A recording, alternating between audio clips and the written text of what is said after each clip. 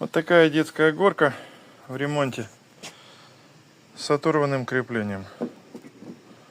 Буду приваривать. Результат потом покажу. Приварил крепление. Вот такой получился результат.